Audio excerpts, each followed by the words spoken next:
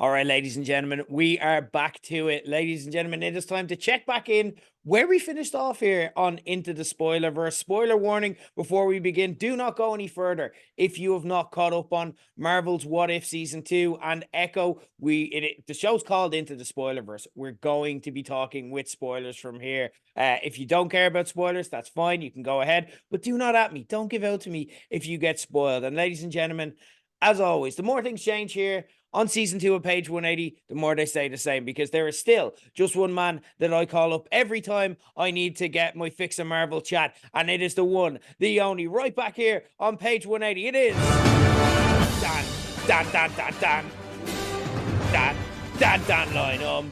Dan Lynham, you're very welcome back to Page 180. It was an interesting Christmas to be a Marvel fan. How was your Marvel Christmas? My Marvel Christmas was decent. Well, my comic book Christmas was pretty good. I Okay. actually get the one thing, the 2024, we were just saying, not off to the best start, but it's always going to pick up. Comic book wise, though, very, very good. My partner Kelly tracked me down some Chaos Comics shot glasses from Ooh, 1994. They are sitting in my glass cabinet now to my right here. They're in with my 1984 Lady Death figure. Loving that. And I nice. tracked down one of my Grail comic books on eBay 2 weeks ago and it arrived yesterday. I'm over the moon. Amazing. Okay, look, in a good place comic book wise. We'll check in on how you're doing Marvel wise because, like I said, we're here to discuss an interesting Christmas for Marvel. A lot of content released, kind of under the radar though. It's a bit strange because for a franchise that used to, and we covered this extensively last year, so we don't need to rehash everything. But for a studio who was used to kind of dominating the pop culture conversation, these are two projects that kind of went in under the radar. Now you could attribute that to it being Christmas, or you could attribute that to maybe they didn't hit with the fan base, or just Marvel just isn't what it is. I think we'll get to that anyway, and I think the best place to start off is we'll go in chronological order. And we'll talk about What If. But before we get to season 2, just a quick check in on your own thoughts around season 1. And like, was What If something you were into? Obviously, look, big comic fan, you're getting kind of Marvel Illustrated, but it's MCU canon, quote unquote, sort of, kind of. Um, what were your thoughts on season 1? And was season 2 something that you were kind of looking forward to or anticipating? How, just checking in before we get on to season 2 itself. Yeah, season one surprised me because the comics themselves, the Elseworld tales, tales of the multiverse, a lot of these stories that a lot of companies have always done, I was never a big fan of growing up. I liked the continuity, I liked canon. Sometimes, as I didn't understand it as a younger reader, I didn't like when they deviated from a main timeline. A time I didn't know why, but now it because it removes the stakes. So Mm, going into What If, I wasn't the biggest fan. I wasn't really excited. Well, what they did with it and what they achieved in the end was absolutely fantastic. I loved Ultron Prime. I mm. loved that there was actual stakes and it wasn't just sideline stories. So What If is one of those shows that surprised me that I didn't think was going to be for me, but it turned out being something that I really enjoyed and something that I actually went back to watch as a fan and not to check out something, or I didn't watch it because I was doing a continuity rewatch of the Mm. Marvel medium. And I really ended up liking it. I thought there was some hits, some misses, but in the end, what they did, like actually making a series instead of Marvel's answer to the Outer Limits or the Twilight Zone, worked, and it worked quite well. And like season two, a lot of the episodes I didn't think I was going to like turned out to be the ones I really liked. So, yeah, what if season one was actually kind of a win for me? It was, yeah, for me, it was kind of like wrestling fantasy booking, but I agree with what you said.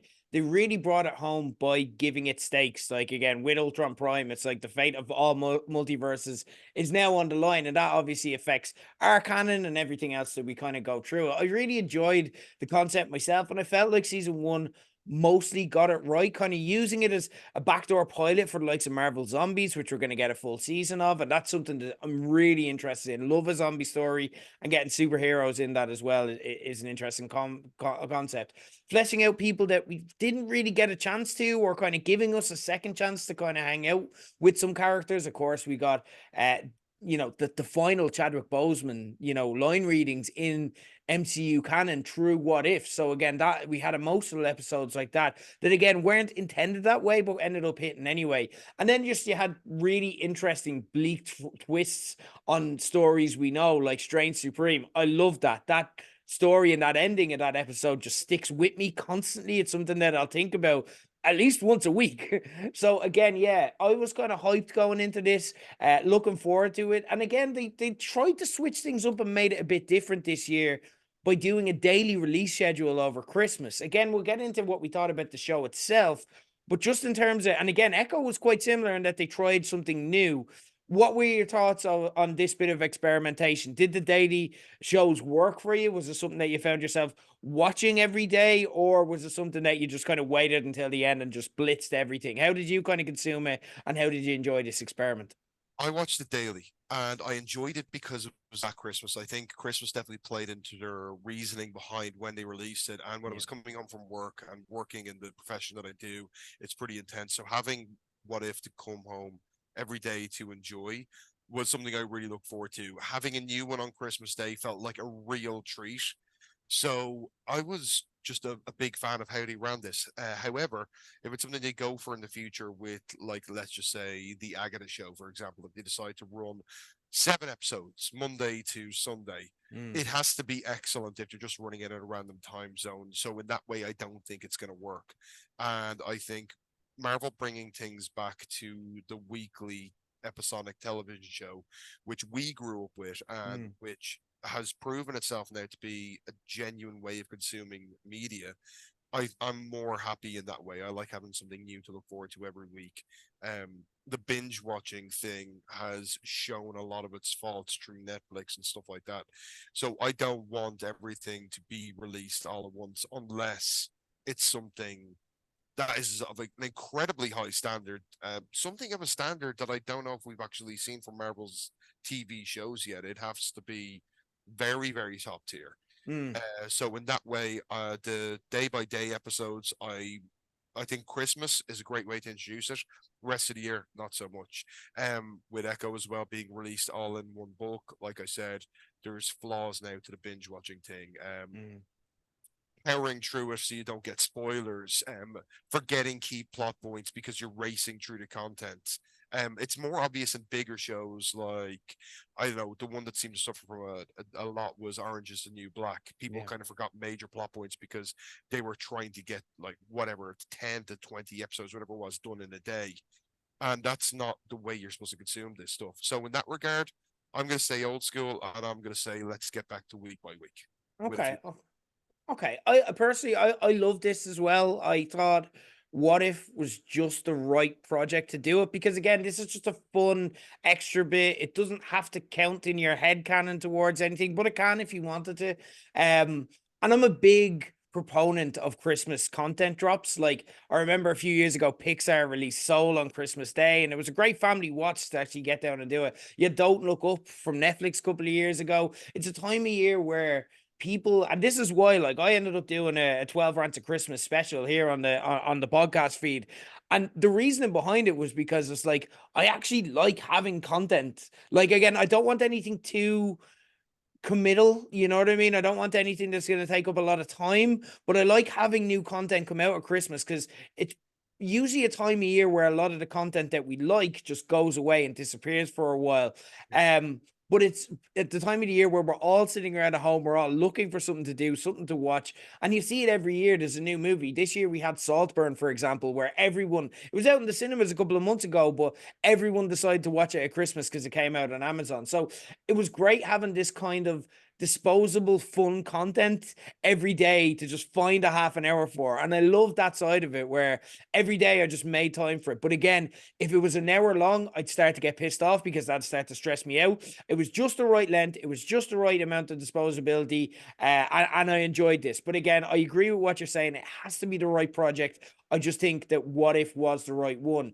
Did it work? Was it something that I heard everyone talking about over the Christmas? Honestly, not really.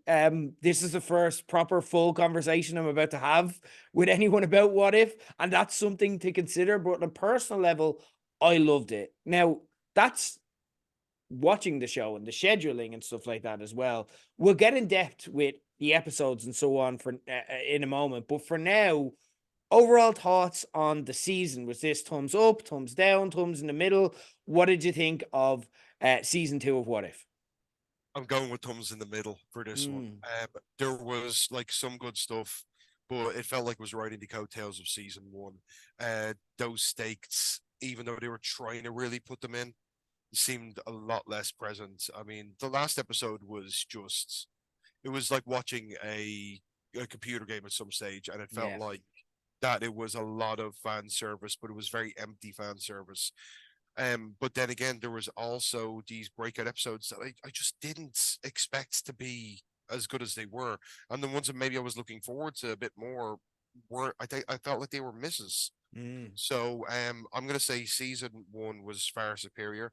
And it was a testing area for a lot of stuff that, like you said yourself, we're gonna see in Marvel, and that we've seen already, because obviously Agent Carter, we saw her in the real life MCU in Multiverse of Madness, and mm. she seems to have become a major fan hit. Like, the marketing over her is great. I see action figures, Funkos, loads of stuff to do with her. And they do real test if something works in a comic book media like movies or TV shows, when it works its way back into the comic, like the way the Joker was reinvented after Heath Ledger's thing. That can be a thing. And it looks like Agent Carter is going to be worming her way into the comics. So to leave the medium, create something new, and then bring it back in, that's always a success in comics. Yeah, it's interesting, kind of, because I did want to touch on Captain Carter because she was the central character for this. Like, she was the focal point in 3 of the 6 episodes. For me, I wasn't as big of a fan of this. Like, again, if it's working, if it's selling toys, if it's working from a business standpoint, and if it's like, again, a lot of this is to kind of take popular superheroes and give kind of a woman's face to it as well, to kind of get that representation too. And I understand and appreciate and respect the need for that. And I get the instinct. Like, Peggy was someone who was pivotal to the end of Endgame, but really didn't get much to do in the MCU. And this is someone who the most important moment of the most important movie we're supposed to like believe is kind of central to. So again, I get that. I just don't think that she's as compelling as they think she is. I think her episode for me in season 1 was arguably the low point. I don't think her character, like, here they had her kind of jump between multiverses at one stage, and I don't think the serum gives you the power to do that. I don't think that works. I don't think that's something that is a believable string to your bow, to be honest. Like, and as well, like, I looked at it and I'm like, why is Wanda bringing Captain Carter back? You could bring any superhero. Like, I would not pick her. I'd not pick any of the Captain Americas. No offense, like Steve, is a great guy, but like, again, there's much more powerful people you can kind of do. I didn't mind her in her own episode this season. Like, apart from Steve's choices at any part of that episode making zero sense, it was a fine episode. It was kind of forgettable, but I don't know. It's kind of like having her be central to me was kind of symptomatic of Marvel's overall problems, where they think something is like, this is really working. And it's not even that it's that bad, but it's the fact that they're so committed to it. Like Quantum Mania, like, they thought that was an amazing movie that they were releasing. They're like, we did it again, mic drop, MCU is back. And it's just kind of like, okay, that was a bit shit. Like, there were some good moments, but also it wasn't great. And that's how it kind of felt about this. In terms of the season itself, I'm kind of similar to you. I don't think it was an overwhelming success, but I thought it was more thumbs up than down. Like, you got some good additional character beats from people that were missing or didn't get enough of in the MCU, which is kind of what this show is for, to be honest. There were a couple of excellent experimental episodes that really worked for me, and we'll talk about in a second. There was one massive runaway success here that I think we'll both be aligned with, because again, that's the thing that has got people talking, and I really want fleshed out more in the wider MCU.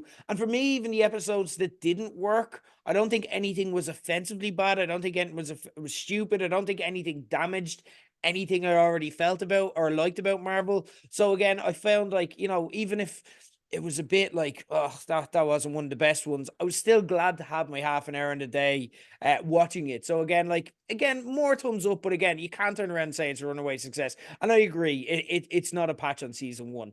But we'll start with the positive. The episodes you thought did work. What were some of your favorites? What were the ones that really stand out to you and you'll think about from this season? Right. So the thing about What If, which leads into your question, is that when season one came out and then season two came out, and we got the titles. Mm, Your brain goes like a runaway train. yeah. That's what had happened here. So I had picked out my favorite episodes before I'd even seen them based on the titles, Okay. which I'm sure everyone did. Yeah. And I felt things went the exact opposite way around. Okay, so I'll just throw it out there. What if Iron Man crashed into the Grandmaster? And I'm like, oh, it's gonna be just like that crap humor and stuff like Yeah. that. I didn't expect them to go right. Pod racing was awesome in the Phantom Menace. Let's do that. Yeah. Let's somehow make it better.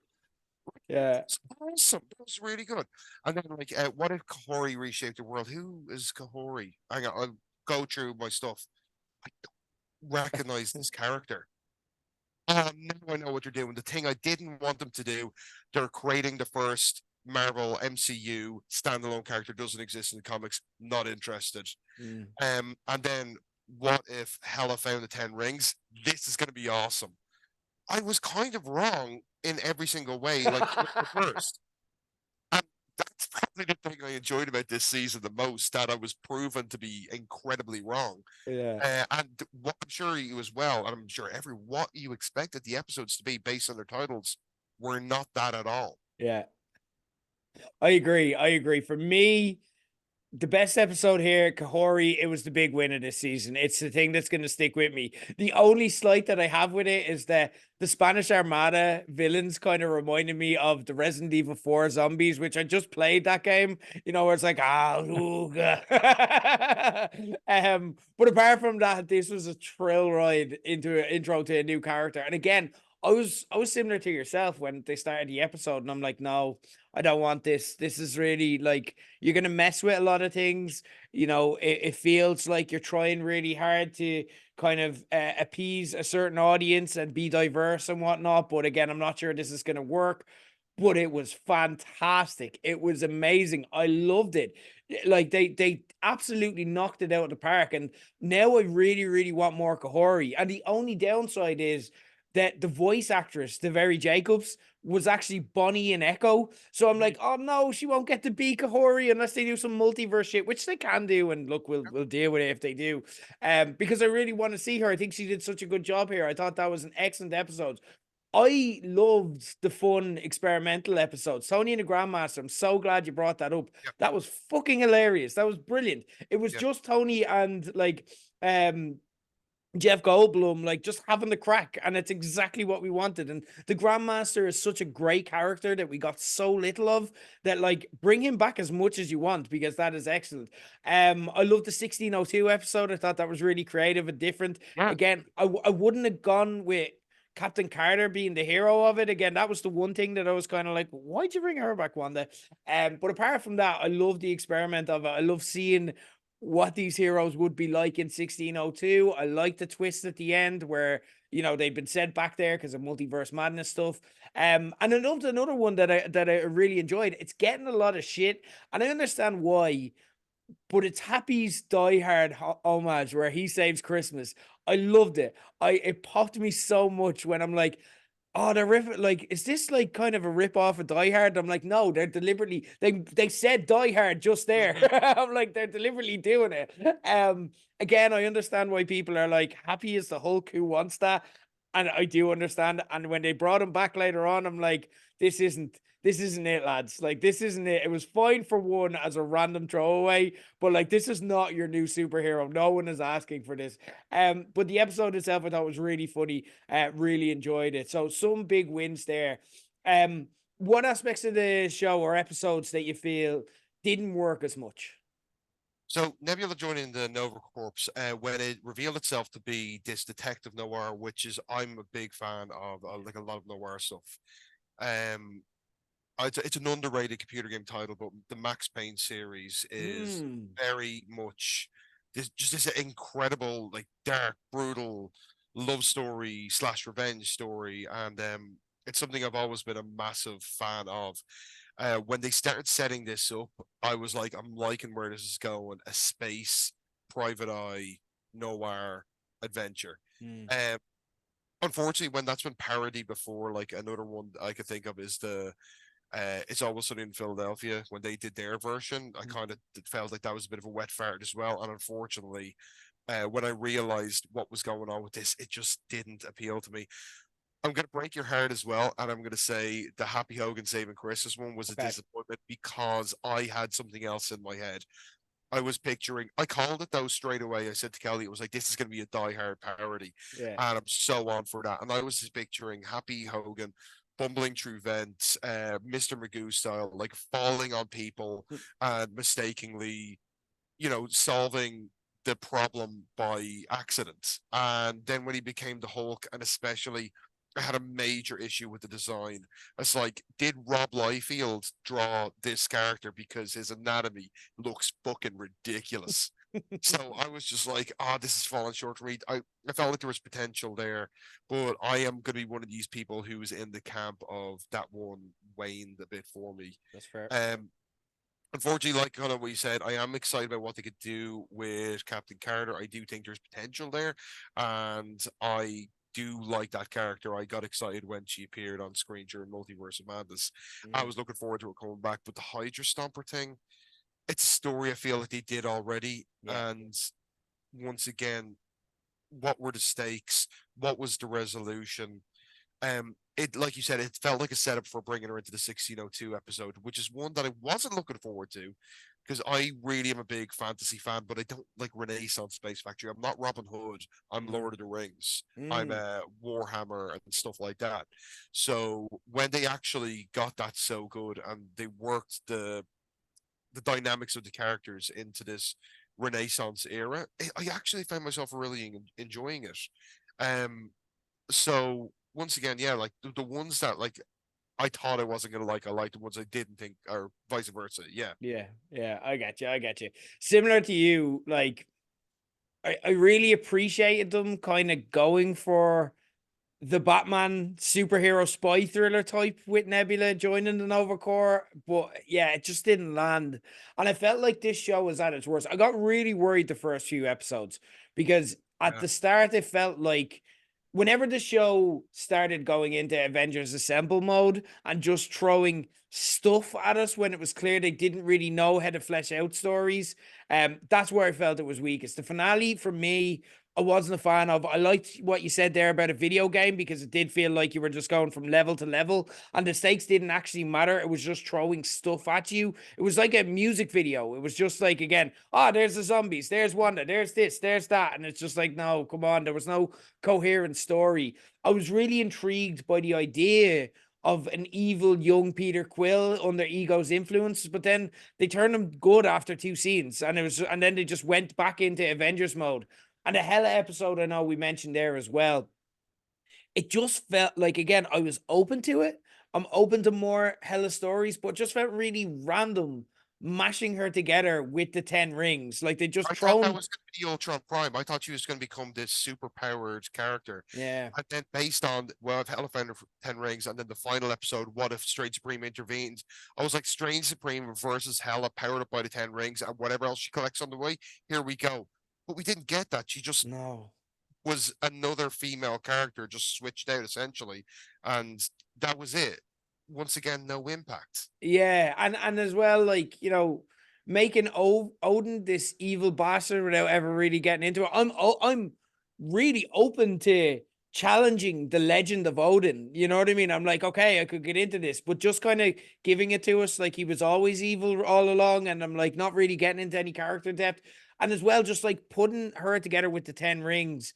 Like it literally just felt like they threw darts at the board and they're like, Hella, Shang-Chi, what are we going to do? Let's see if we Yeah, can make it work. the Like South they're Park Family Guy system, put Mhm. narwhals in a tank and get balls with random things on it and see what happens. Yeah. And like, don't get me wrong, all of the above had positives. Like I thought Kate Blanchett did really well to make Hella likable and funny. I thought she like did it work overall? No, but that's not her fault. I feel the finale like for as much as the plot didn't really make sense or land on an emotional level, it did also feel a bit like a Royal Rumble with cameos. Do you know what I mean? It's just like, oh, this guy and this guy and this guy. So it was fun from that standpoint, but it just left me empty at the end.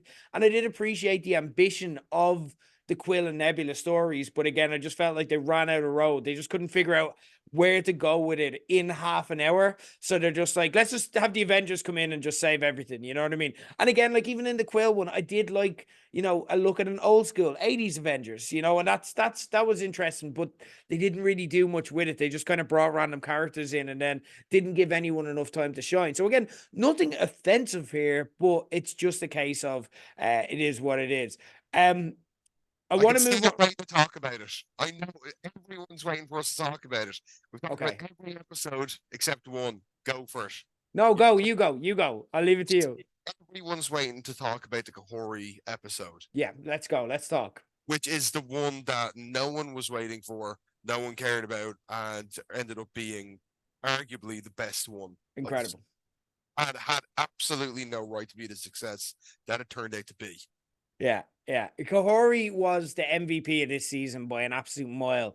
This might have been the best episode of What If that they've done yet. And again, like I don't say that lightly because I love the zombies episode. I love the strange episode that I spoke about. The finale last year was quite good.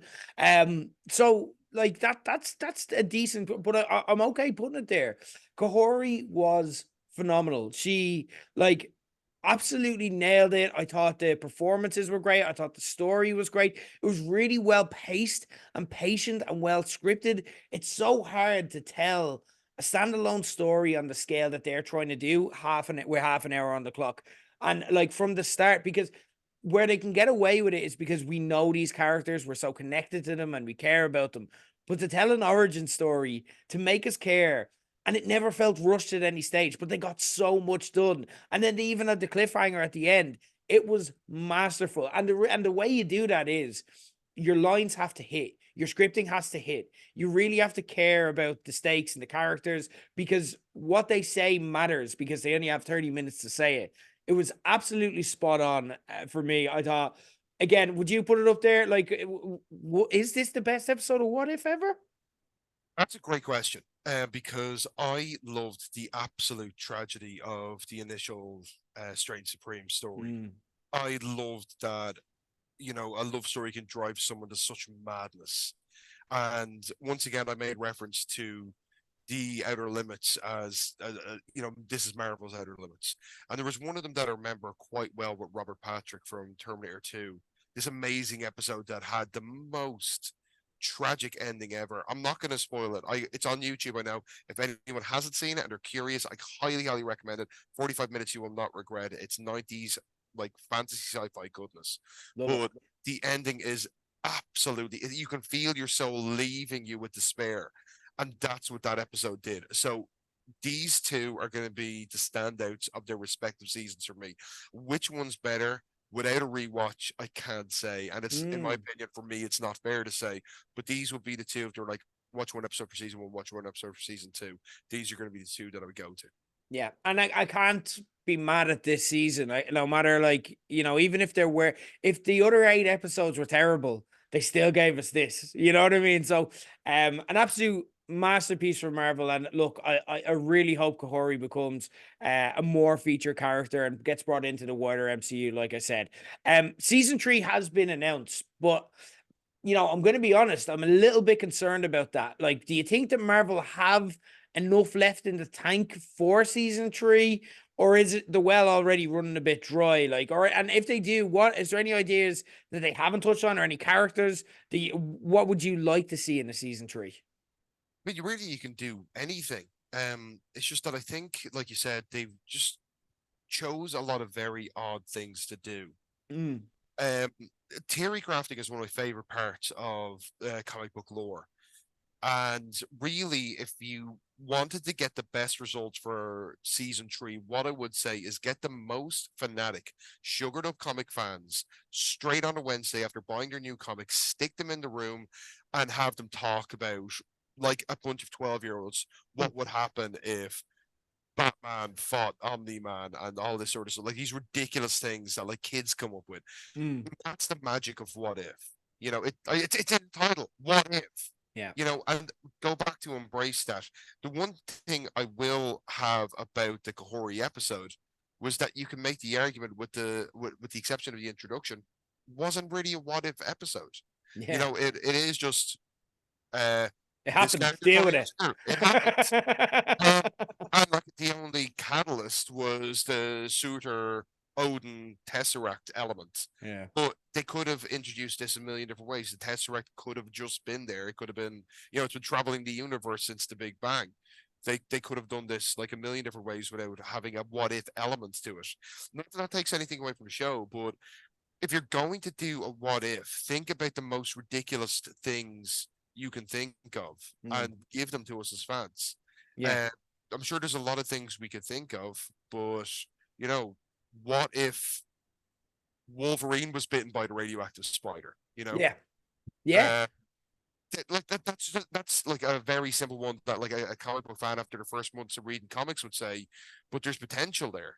Yeah. You know, like with the Daredevil thing, what if that happened to Peter Parker and Matt Murdock and the two of them switch places? I mean, you've got Marvel Ultimates, the second iteration of that comic book saga launching this month, Mm. and we are seeing Spider-Man, who is one of the most, as the fans call him, mistreated characters of all time. Yeah. He's being bitten by the radioactive spider in his 30s in this alternate universe. And so far, things look like they're going great for him. So, like, you know, what if Spider-Man wasn't completely shit on by the company that created him and everything he loved was constantly taken away from him? There's a What If Season 3 episode. Yeah, that's an interesting one. And as well, I do like the fact that, like, where I like What If is when they're telling stories about one simple thing changes, because that's essentially what the multiverse is. It's like instead of turning left, you turn right. And what would happen if you turn right? You know, and there's a whole alternate reality, and there's infinite realities of them that spin off. So again, you don't have to overthink it, and you don't have to even go too crazy or get too ambitious. You can just be like, here's this fork in the road moment. What if it went a different way? And how would that look? And how would that impact every other character in that? And how would that butterfly effect spin out? For me, I would like to see more of this. I do enjoy What If, but what I'd like to see now is them to take a break for a few years and get a few new toys to play with. Because the one thing I've noticed with this episode, and again, it's not the concept, it's more just the writers behind it. There's an instinct in these to default back to the kind of good times of the Infinity Saga, and there's a lot going on there. And while that's entertaining, it's also kind of damning for newer characters. Like in this series, for example, there was zero mention of the Eternals, Kate Bishop, Yelena, Shuri, Miss Marvel, She-Hulk, and a lot of the new characters they've introduced in Phase 4 that you'd think they'd want to focus on going forward. Instead, they're going back and going, hey, Iron Man, hey? You know, Yeah. and for me, I think I'd like to see them introduce X-Men, introduce Fantastic Four. Let's kind of dive further into that relationship with Sony so we can look more at Spider-Man. We can maybe get Miles Morales stories or Venom stories involved. Venom's now been in the MCU technically before we go back to this because the risk is there that if these stories continue on the path they're on, they're just going to start getting really convoluted like Hela and the Ten Rings.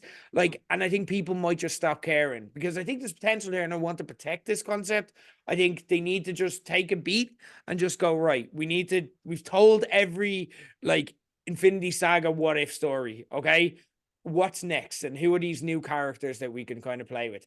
One new character they could choose to play with, we're going to speak about now because I want to talk about Echo. But before we do, it is into the spoilerverse. So as we always do, we're going to put you right back into the mode and we're going to recap everything. Don't worry, guys. I'm not going to do an alt recap for every 5 episodes. We're going to do an alt recap for the entire series all in one. This is Echo Limited Series Season 1 and only, well, from all indications. And we opened Echo with the first episode, Shafa, where Maya ingratiates herself to Kingpin, and the show tries to ingratiate itself to us when she fights freaking Daredevil. She wants to finish the job she started in Hawkeye with New York crime boss Kingpin, and to do that, she needs to go back to Oklahoma. I didn't really understand how you fight in New York, but anyway, okay, fair enough. The war begins in episode 2, Loak, as Moya wrecks Chula's car with Biscuits doing a train heist and blows up one of Kingpin's bases. Biscuits has to sell his PlayStation to repair the car, and what for me, despite this being a story about a deaf orphan with a tragic past growing up in a marginalized society whose painful history we constantly relive via flashbacks throughout,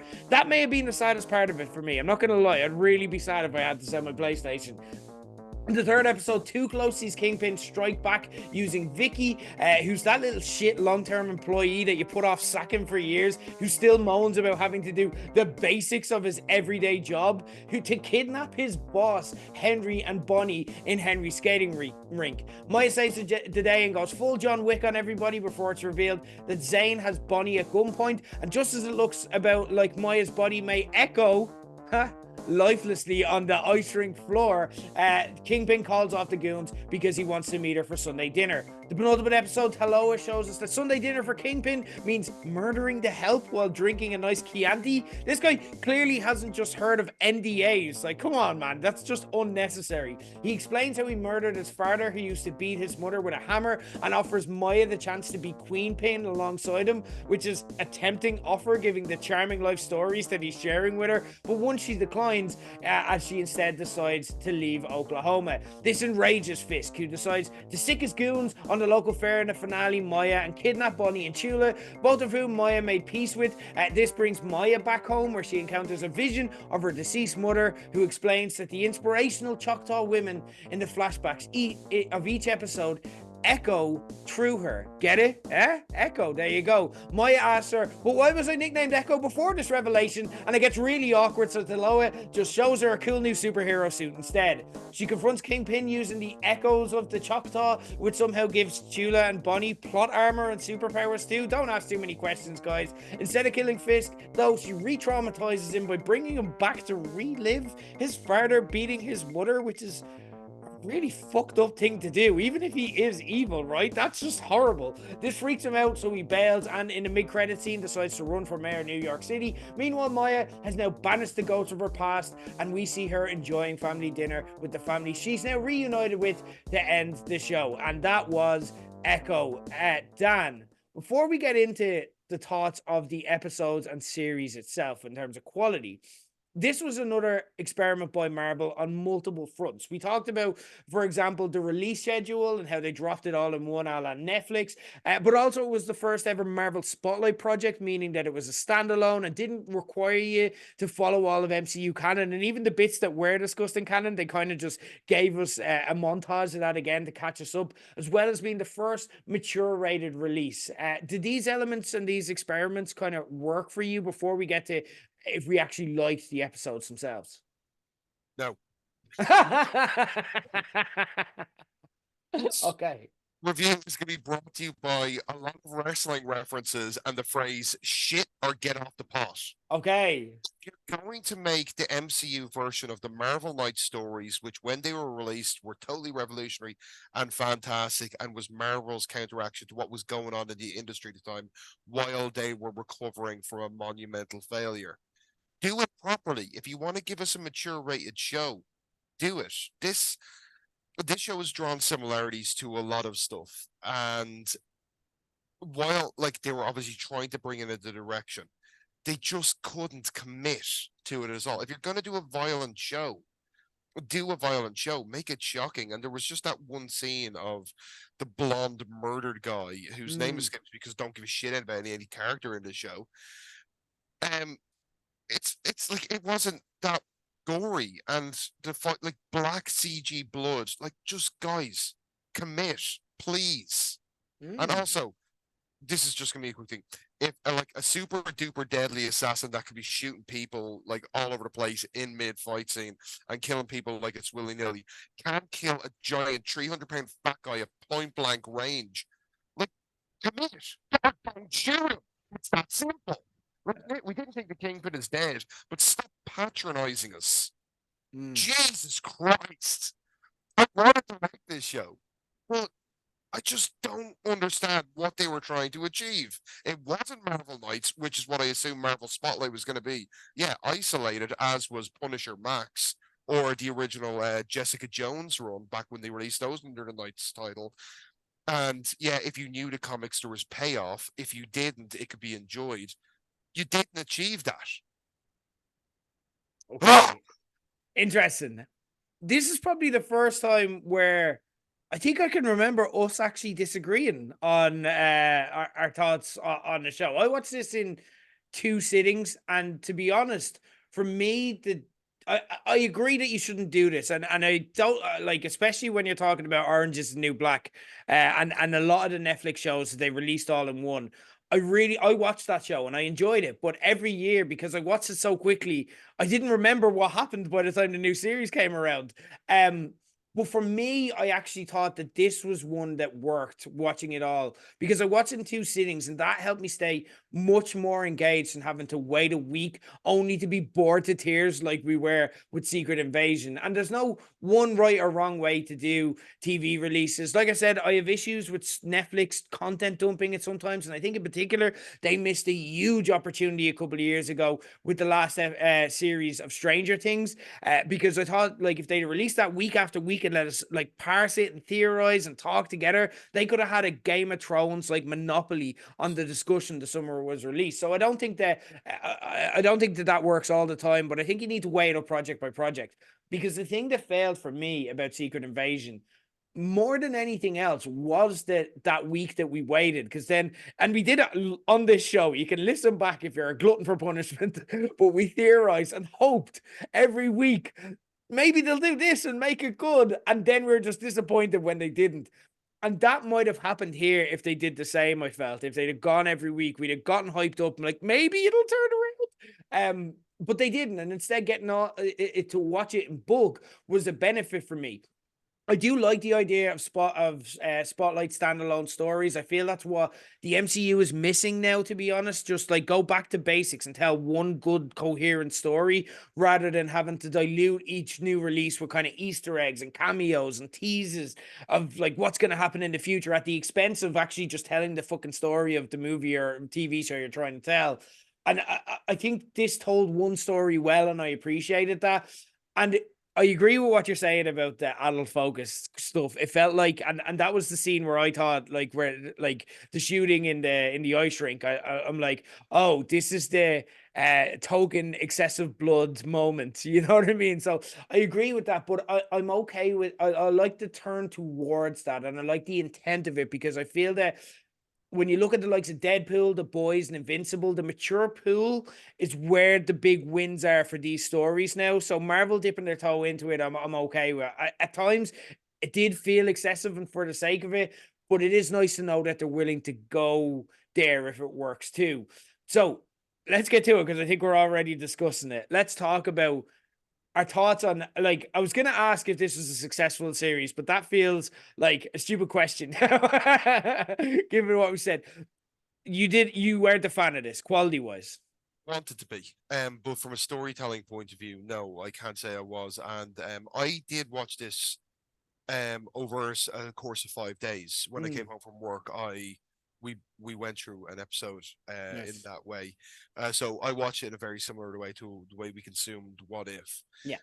And I really wanted to like it. So here's the thing about me and Echo. I remember when the Echo character was released in the comics, and a guy I was working with at the time was very excited about this, and he gave me a trade paperback of Echo's first appearance. Now, Echo in the comics, Echo in the TV show really only share an aesthetic and a name. That is where the similarities end. But you could have taken everything in the comics that did make this character interesting, put it into this show, and really have not affected what they were trying to achieve. And why they didn't do that, I don't know. The first scene where you meet Echo as a character, she's in, I can't remember, I think it was like an orphanage, and someone comes in to play a grand piano for these orphans. And the character, she's very young at this stage, the way she was in the show. She stands up, she walks towards the piano, she sits down beside the pianist and plays exactly what he just played. Now we're talking about like high level, maestro level piano playing. She doesn't understand what he's doing because they're like, how long has she been playing piano? And the carer goes, she's never played piano before. She's deaf. And that was like, wow, what's going on here? The thing is that she can mimic anything that she sees, hence the name. Yeah. And this could have worked so well in this, and they could have gone down that route, and they could have even kept the Native American ancestry and worked that in somehow. They could have used that to explain it, but said no, she makes shiny. That'll do. Whatever. It's quick. CG. People love CG. All the stupid people who consume our crap love CG. Marvel's license print money. Like Star Wars, we never failed with that. Oh shit, we did Solo. I'm sorry, but like I was just really annoyed by the show after watching because, like I said, I wanted to enjoy it, but I felt like I was being patronized more so Mm. than I think anything. Uh, and it was with like this D-list character, and I was like, you don't book a WrestleMania and put Scott Steiner and Top Dollar in the main event and expect it to sell. So don't give me Echo and market it as the greatest goddamn thing in the world when we've had the stuff that came before it. Mm. You know, I Yeah. just Triple H and Chris Jericho on after Hulk Hogan versus The Rock. We learned that lesson. That was only 20 years ago. Secret invasion and goddamn Echo. Dad got Dad got so angry there he became inaudible. Like if there were subtitles, there that just say inaudible rant. I got what you were saying. Put Chris Jericho, don't put Chris Jericho and Triple H after Hogan Rock. I actually I like this show and it's very interesting because I have seen reviews that said this is awful. This is another awful MCU show. And I've seen reviews saying the MCU is back. So we're actually echoing I didn't actually mean that. The sentiment. But look, we echoed, we did the thing. But yeah, no, for me, I had a feeling this would be good because she was a D-list character and they'd committed something to it. And like again, that gives you an indication that there is a story they want to tell there. Was it a hit with the audiences? I don't think so. I'm not hearing a huge amount of buzz yet. I am hearing a bit of a split from the people who would be watching anyway. And again, people like ourselves are coming out very hard on both sides. Look, it's a mature superhero story. Is it The Boys? Is it Deadpool? Is it Invincible? No, it's not even close. And I'm not saying that by saying that but I enjoyed these episodes. I thought they told a good story. And for me, this is kind of what Marvel needs to do to win back the hardcores like ourselves and build back that confidence and trust. Just making simple quality content, then we can promote that from there as well, like kind of, and we can do that. MCU is back promotion itself. They don't need to do backflips. They don't need to do major super expensive flops in the cinema or anything like that. They've got Deadpool. He's coming in the summer. He's going to bring in the bacon. That's going to pack the houses. Ryan Reynolds in the MCU. Sold. We're all going to fucking see it. Everyone on the planet will. And then you've got X-Men 97 being released this year. So X-Men are finally going to be brought into the fold in a meaningful way. So for me, little wins matter because that's the thing that's going to impact us. For me, this won me over, and it was just a good story, well told. I thought a large part of that was down to the lead character playing Maya, Aliquot Fox. I thought the cold open of Hawkeye, which is a very underrated show. I rewatched that before this, and we need to talk about Hawkeye more. They did a lot of good stuff in that. But I thought her origin story was arguably the high point of that series. And for me, I thought they held to that standard here for the most part. I like superhero stories where people are overcoming challenges that normal people have to overcome, like Maya's deafness to succeed. It's a really powerful avenue of storytelling to be mined because it kind of plays on the idea that these people are almost superhero like day to day in overcoming their afflictions to kind of live normal lives. So to amplify it to superhero level is very easy to expand, but it was really tough to do. Like she had no dialogue, obviously, or line delivery to work with. So her facial expressions and physical acting needed to be on point. And sorry, and it doesn't help that Maya is naturally reserved, kind of understated in her personality. So the fact that I never really felt bored or underserved with her in the lead was a huge testament. For me, again, not saying this is up there with The Boys or anything close to that, but it's a solid project that told a good story for me. But obviously, we feel very differently. Was there anything that you liked about this series? Was there any kind of positives, or you just no hated it all? that's the problem. So once again, let's draw a similarity like what we've already done to Secret Invasion. That was a weak story, weak development. Like I said, the phrase I always use is fart in the fog. It didn't do anything. Echo had a lot of potential, and you hit on it perfectly. Like the lead, Maya Lopez as a character was I actually thought very engaging. I Mm, thought it was an accomplishment when you realize, like maybe somewhere around the third episode, that the character has not spoken any dialogue, but it's not affecting the story. yeah. Um, and that you did have this ensemble of really good, talented actors. But the problem for me was that that potential was there, Right. and that's why I felt a bit hurt by the show. And the more I thought about it, because watching it, I was enjoying it. And then after every episode the next morning, someone was just sitting off with me. And the more I thought about it, the more I realized that this, I think, fell short. I think they had the building blocks of a great story. Um, and I think they fell very, very short due to a lot of just strange decisions that didn't make sense to me. Um, like I said, one was her powers or her again, maybe you can't even call them powers from Yeah. the comics, just not translating over into the show at all.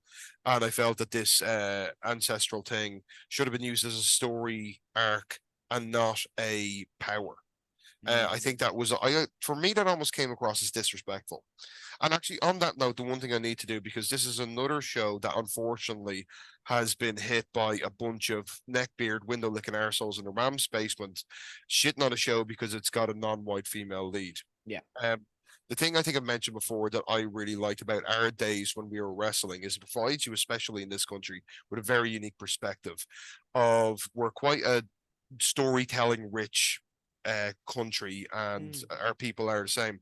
And one of my favorite things about wrestling, which you don't get to see as a fan, is all of those nights we went to Hillbillies with the Dragon Gate guys, where we were sharing stories with the guys from Mexico, the guys from Central Europe, the Americans, the Canadians, and just these amazing kind of bonds that we formed talking about sharing, not talking about, but sharing our cultural differences. And that is a great eye opener. Being able to do it in your own country, being able to travel to other countries and see the beauty and the intrigue and the way of believing other people do things is a real eye-opening thing. Why people that get involved in wrestling seem very travel, very worldly. yeah. And for people just to shit on something because it doesn't reflect what they see in the mirror annoys me. And it also annoys me as well that we need to prefix that I don't like this show because I believe personally it was bad storytelling, that we actually left in a worse place storytelling wise than where we went in. Mm, And it's not because of where they chose to go. I have had been fortunate enough to being able to speak to some Native American people, and I think Irish and Native American I found they share a lot of cultural similarities. mm, We're very rich in storytelling. We do have connections. We've been victims of oppressive colonization. Obviously they came out like worse, I think, than anyone who ever was. yeah. But this is not why the show is being ripped on. And because people online are doing this, we need to state that this is not what's going on here. Yeah. Um, I saw this being the MCU's answer to something like people have said History of Violence, or I saw Logan, or maybe the movie Zatoichi, the Japanese one about people who don't want to resort to a violent world being ensnared in that. And I felt that that could have been a better story, like Maya's resistance to this. I felt the Kingpin character, I just did not get the motivation of anything he's done. We've seen Mm, Wilson Fick in so many different iterations. We've seen him in the comic books, the animated Spider-Man TV show, which I always draw a reference to because that was amazing, and more recently the Spider-Verse uh, saga that's going on right now, and he was yeah. portrayed differently in all of them, and they worked. Are they trying to make him into this emotionally unstable Lex Luthor character? Because that's what Mm, he's become through the show. And this could have been terrifying character, came into the show, and in my opinion, has left as this giant baby who now wants New York. And if he doesn't get it, he's going to cry about it. I I don't like what they did with him. I think they hurt a very powerful character who was so easy to write. So I've gone off on a tangent here, but to go back to the original question of was there stuff that I liked about this show? That was the problem. There was a lot of stuff I liked about this show that, in my opinion, as a fan and only as a fan, they utilized incredibly poorly. Okay. Okay. Interesting. And look, that's incredibly well spoken and a great point you brought up there. And again, I don't think that, look, I think it's okay to dislike this show. And, you know, I do appreciate that. Yeah, there is a contingency of people who are never going to like it just because, like you said, it didn't represent what they see in the mirror. But I feel that like it's a valid standpoint, even if I did enjoy this more. Um, it's tough to make a counterpoint of something so well spoken, but I'll try. Um, I thought there were successes here. I really liked the focus on the indigenous history here. Yes. You had the Reservation Dogs director Sidney Freeland working on this behind the camera, and thought that that brought that real love and celebration of that culture to the fore, and I felt that that made it stand out. I loved the cold open scenes and the mini stories about the Choctaw. I thought in a vacuum they were all entertaining unto themselves. I thought they were brilliantly directed. They looked phenomenal, and each one was unique. But also, I liked the really subtle character building. I agree with what you're saying because again, like when in the last episode, and this is Marvel all over. Like when it comes down to right, make it all make sense in a finale battle, they always fall short on this point. But like when you got the vision of Maya's mother kind of telling her, this is why you are who you are. You have the history of the Choctaw echoing through you. And then I'm like, oh, right. Okay. So how are these characteristics going to play out? And it's like, look, my hand gets shiny and she's Mm, just got Miss Marvel's like kind of powers. And it's like, okay, I don't see how that works. So look, I do get it. But I thought like there were a lot of great moments in here. I thought its heart was in the right place. yes. And I thought, like, again, not anywhere near the level of some of the great superhero stories we're getting these days. I do hear what you're saying, and I agree to a point what you're saying about Kingpin. I feel like what they relied upon was that everyone has seen Daredevil, and they're just saying that's the same Kingpin. Look, it's the same actor, it's the same guy. So just take everything you know from that and just apply it here. And they didn't really do much No. with that. But I think Vincent D'Onofrio, he can't control the script that he's given. He can only do what he has. And I think he did a great job with that. I think he carries the character very well. He does bring a depth to him that we're not used to seeing with Kingpin. Often Kingpin is portrayed in various forms as kind of, this rootless brute who's just greedy and power and money hungry. I thought they tried to give him empathy and round out a story and give him an arc and a reason for how he became like by giving the backstory of him having to grow up in a horrible home, and that lends credence to like a lot of his actions. Then it kind of gives him a justification that a lot of Marvel villains just don't have. They're just evil because they want the shiny thing. I thought it's like, yeah, no, most villains would be like they were normal kids one day and they just saw horrific shit when they were children and they had to grow up in that environment, and now they just don't give a fuck because they weren't picked up enough, so they don't have empathy. And that's what Kingpin is. And I feel that he adds a new flavor of villain to Marvel that's badly needed. It's not just a mystical being who's more powerful than the superheroes who wants the shiny thing.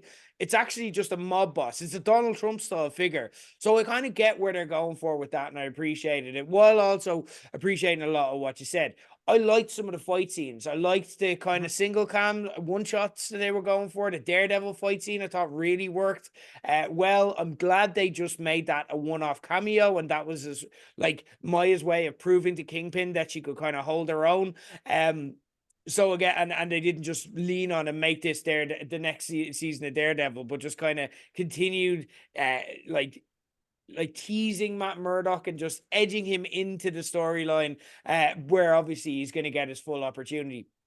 some of the humor I thought was excellent. Like I loved Biscuits driving home the car down the road and then like just looking to the left and then Chula's look were just like, oh, for fuck's sake. I thought it was really simple, but they played it well for laughs. And some of the acting when it mattered, I thought was incredible. Like I loved the hard hitting scenes in the last two episodes with Maya, where you had Chulo's reunion with her. I loved the decision by Maya to just go, no, fuck you. I'm like, I know you've got emotional. I know we're having a reunion and all, but I don't accept your apology. You abandoned me. Love that decision. I thought everything that Katarina Ziervogel did as Maya's mother to Loa absolutely knocked it out of the park. I thought she was the best character in the show, including Maya, and I thought she nailed it. So for me, again, a lot to like here. But let's get on to where I feel like you'll have a lot more to say. Talk to me about what you felt. And again, you've touched on a lot of it already, but in specifics, was there anything that you felt it was lacking, or what made you kind of come out against it more than anything else, and specifically? Yeah, I guess like you're right. I've already kind of pretty much covered this because I was getting a bit overzealous, but like was it the potential and Kingpin were the two things I touched on that really didn't work. I also get what you say about the Kingpin trying to give a character like this dimensions, but I think maybe the Kingpin works because he's a bit more one-dimensional. Mm.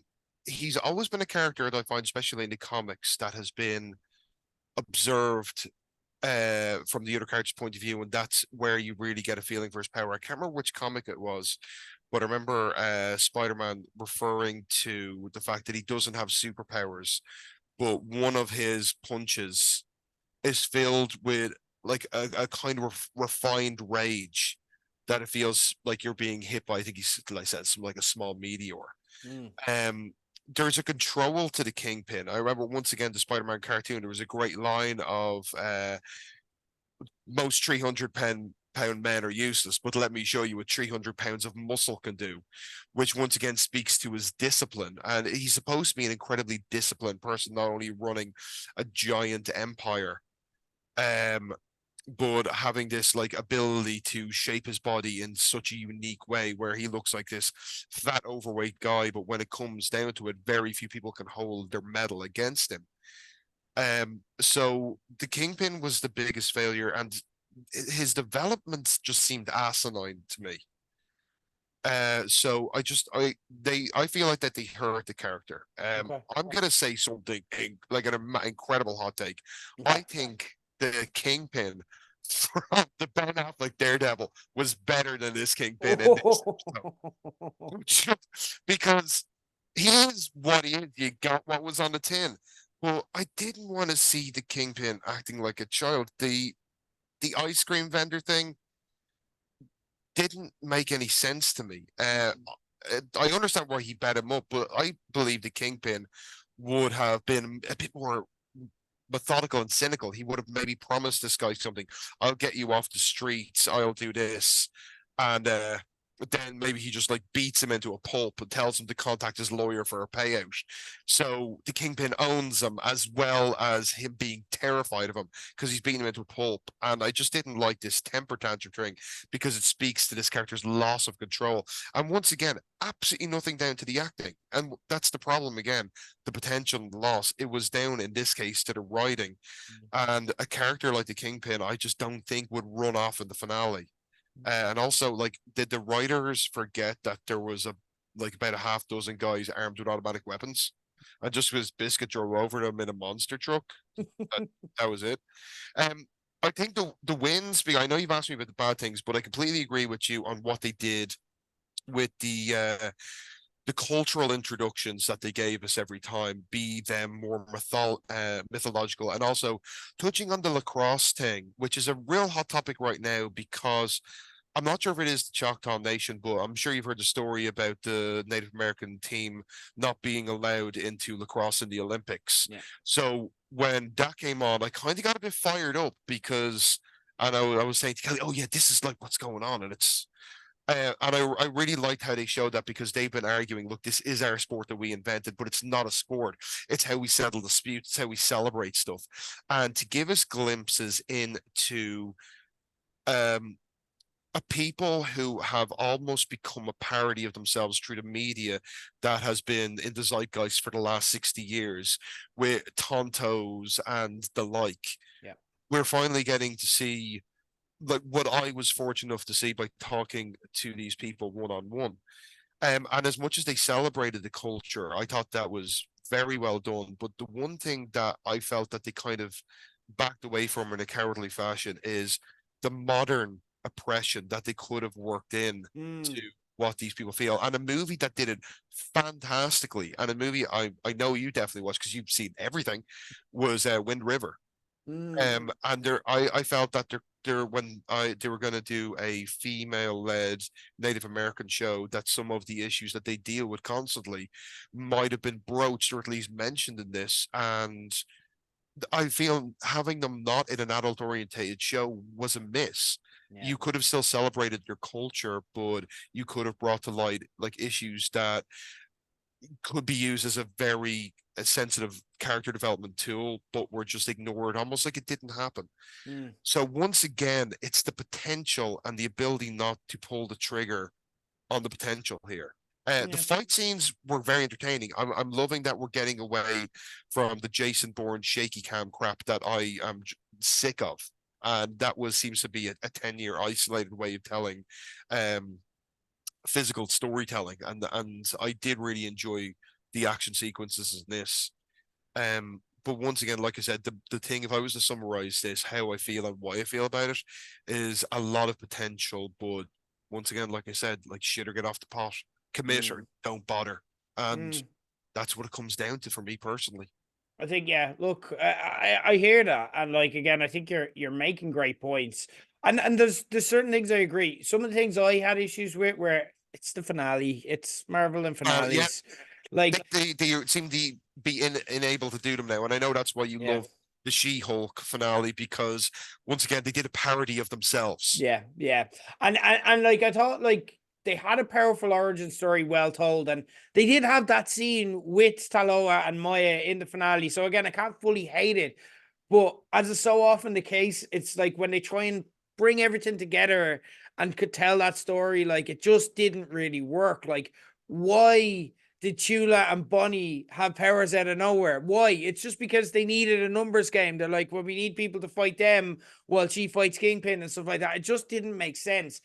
I am happy that Kingpin lived. I want to see more of him. Like I think you can weave him into kind of, he's in New York City. So many other heroes are there. Whatever you want from him, he's now the villain that's set up in that base. And I do like the fact that they're geographically setting up different villains. You know what I mean? You have Kangs out there in the multiverse. You have Kingpin in New York City, where our characters are based.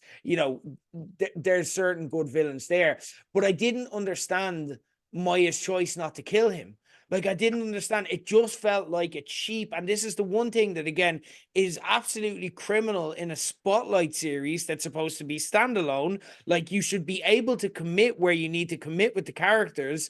You shouldn't be just keeping someone alive because you need them for future canon. This is standalone. Like give us a standalone villain that we can, if they need to die, they can die, or if they need to go to prison, they can go to prison.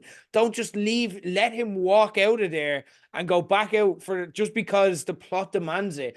I also had little nitpicks throughout, like Maya's deafness, meaning they had to rely on texting as a way to do dialogue for her. But then you also had her, like, she supposedly was one of Kingpin's gang bosses, and she's just admitting to exploding stuff over text. Where I'm like, she's not going to do that. Like, what are you talking about? Like, if you want to be taken seriously as a crime drama, that's not going to be the case. So there were, look, it's by no means a perfect show, and the finale again just didn't.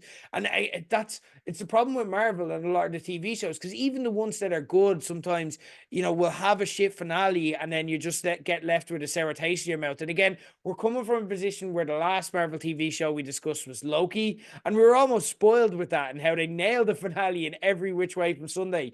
But again, yeah, it is disappointing. So the last thing I want to focus on is, I think I know the answer to this, but would you like to see more of Echo in the MCU, either with a series two? I think I definitely know the answer to that one.